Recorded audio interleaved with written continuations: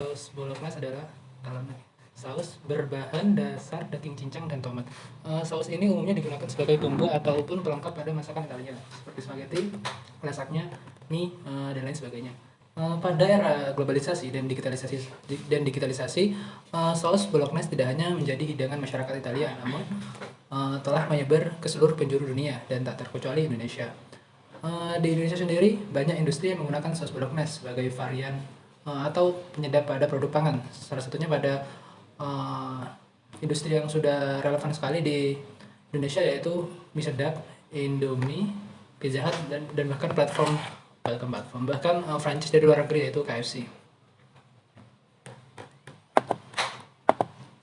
Adapun di sini saya akan memaparkan keunggulan dari penggunaan saus bolognese pada produk yang akan dijual di UMKM Capres. Yang pertama, saus bolognese memiliki rasa yang khas. Saus ini akan meningkatkan cita rasa yang diberikan pada menu ceker dan ayam crispy yang telah dijual di UMKM Capres. Yang kedua, lebih unik dan khas dan rasanya lebih gurih jika dibandingkan saus yang tersedia sebelumnya, yaitu saus manis dan saus pedas. Selanjutnya yaitu proses pembuatannya yang cukup mudah. Dan yang keempat, bahan baku pembuatannya relatif mudah ditemukan di pasaran. Yang terakhir yaitu memiliki nilai jual dan daya tarik yang lebih baik dikarenakan saus ini memiliki peminatnya tersendiri. Contoh, ada orang-orang yang memiliki minat masakan produk-produk Itali. Selanjutnya yaitu bahan-bahan yang digunakan pada proses pembuatan saus bolognese. Yang pertama, bahan-bahannya untuk sumbernya sendiri saya mengambil dari berbagai blog yang akhirnya dimodifikasi sehingga menjadi resep ini.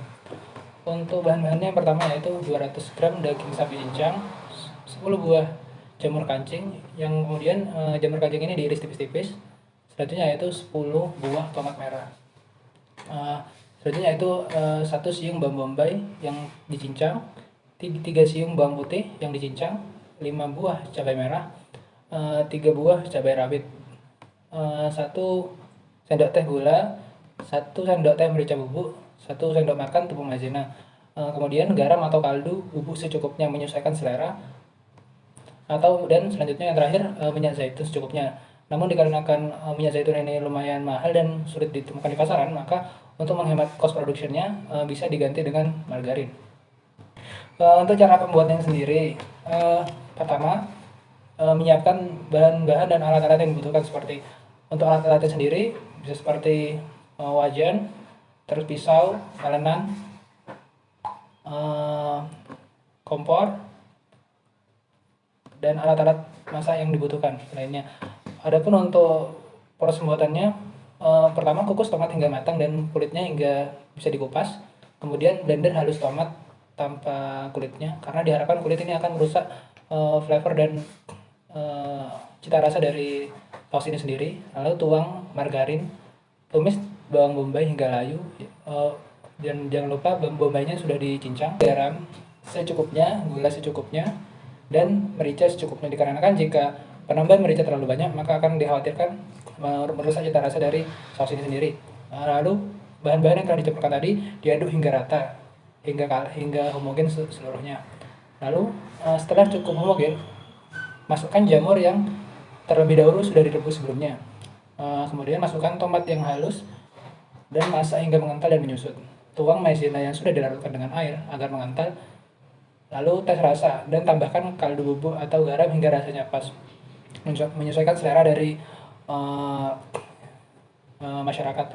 Selanjutnya yaitu saus bolognese siap dituangkan dan disajikan dengan pasta atau spaghetti atau lainnya. Yang dalam hal ini saus bolognese diaplikasikan pada produk dari UMKM Capres, yaitu crispy, ceker, dan dada crispy. Sekian penjelasan dari saya selaku pemateri. Di sini apa ada pertanyaan? Yang saya ketahui itu saus bolognese ini yang biasanya diaplikasikan pada seperti produk spaghetti ataupun pasta-pasta dan makanan Italia lainnya.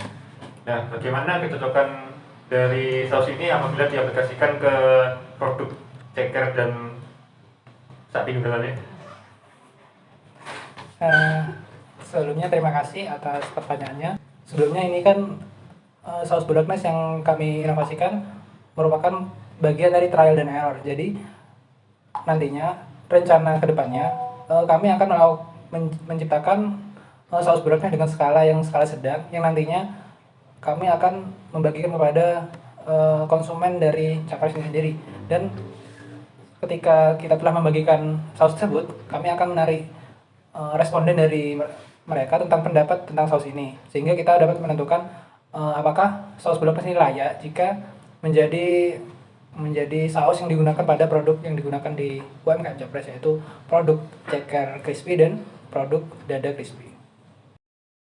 Cukup sekian, kurang lebihnya saya mohon maaf. Wassalamualaikum warahmatullahi wabarakatuh. Waalaikumsalam.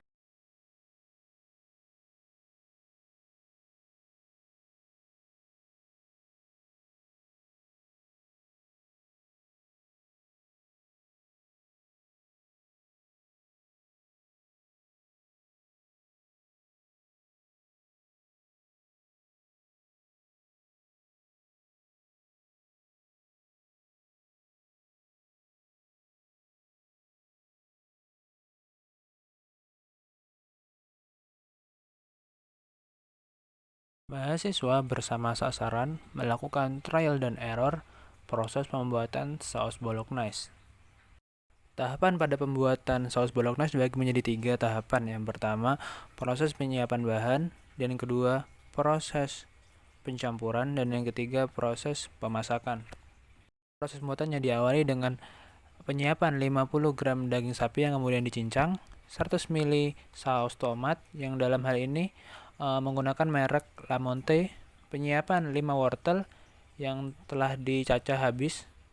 Selanjutnya 50 ml whipped cream, 2 siung bawang bombay yang dicincang hingga kecil-kecil, 3 siung bawang putih yang dicincang kecil-kecil, 3 buah cabai rawit yang dicincang kecil-kecil, menyiapkan 1 sendok teh gula, 1 sendok teh merica bubuk, 1 sendok makan bubuk masako. Jika semuanya telah dicukupi, lalu dicampurkan dalam baskom. Boleh juga langsung dimasukkan ke dalam wajan. Lalu dilakukan pemasakan dengan menggunakan api sedang selama 15 menit.